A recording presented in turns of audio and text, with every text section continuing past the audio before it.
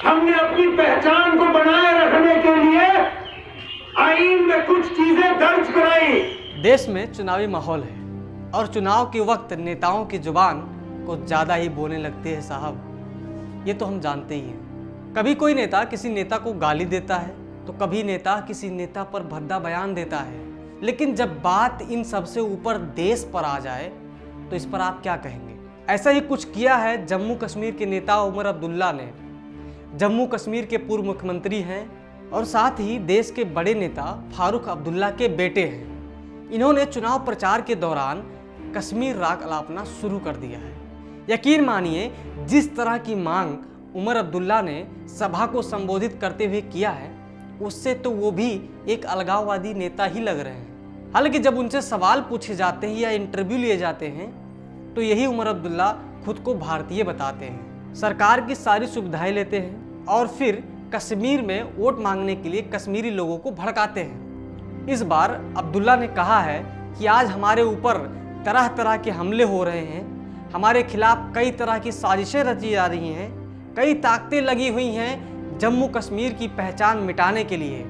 कल की बात है जब अमित शाह साहब ने किसी इंटरव्यू में कहा कि हम 2020 तक जम्मू कश्मीर से 35A को खत्म कर देंगे। जम्मू कश्मीर बाकी रियासतों की तरह नहीं है। बाकी रियासतें बिना शर्त रखे हिंदुस्तान में मिल गईं, लेकिन हमने शर्त रखी। हम बिना शर्त मुल्क में नहीं आए। हमने अपनी पहचान बनाए रखने के लिए आइन यानी संविधान में कुछ चीज़ें दर्ज कराईं और कहा कि हमारा संविधान और झंडा अपना होगा। उस वक्त हमने अपना सदर रियासत और वजीर आजम भी रखा था, अब हम उसे भी वापस ले आएंगे। मतलब उमर अब्दुल्ला कह रहे हैं कि उन्हें यानी जम्मू कश्मीर का एक अलग प्रधानमंत्री चाहिए और भारत का अलग। अब उमर साहब चुनावी मैदान में गए थे तो कुछ ऐसा बोलना भी जरूरी हो गया था जिससे कि वो सुर्खियों में आ जाएं, लोग भड़कें और इनकी राजनीति चमके। लेकिन उधर उमर अब्दुल्ला ने बयान क्या दिया, इधर प्रधानमंत्री ने अपने भाषण में उमर अब्दुल्ला के इस बयान को उठा लिया और इसके साथ ही साथ पूरे महागठबंधन को घसीट लिया। प्रधानमंत्री नरेंद्र मोदी ने विपक्ष से पूछा कि क्या वे उमर अब्दुल्ला के इस बयान से सहमत हैं। उन्होंने पश्चिम बंगाल के मुख्यमंत्री ममता बनर्जी, महाराष्ट्र के पूर्व मुख्यमंत्री शरद पवार और पूर्व प्रधानमंत्री HD देवगौड़ा से पूछा कि क्या वे सभी अब्दुल्ला की इस बयान से सहमत हैं। दिल्ली के मुख्यमंत्री अरविंद केजरीवाल का बिना नाम लिए मोदी ने पूछा क्या यूटर्न बाबू अब्दुल्ला के इस बयान से सहमत हैं। इसके बाद प्रधानमंत्री ने देश को भरोसा दिलाते हुए कहा, जब तक देश मोदी के हाथ में है तब तक देश को कोई विभाजित नहीं कर सकता। कि उनका साथी दल इस प्रकार की बात बोलने की हिम्मत कर रहा है। दरअसल महागठबंधन में कभी बनता कभी बिगड़ता है। उसमें उमर अब्दुल्ला, उनके पिता फारूक अब्दुल्ला मतलब नेशनल कॉन्फ्रेंस बड़े जोर शोर से शामिल है।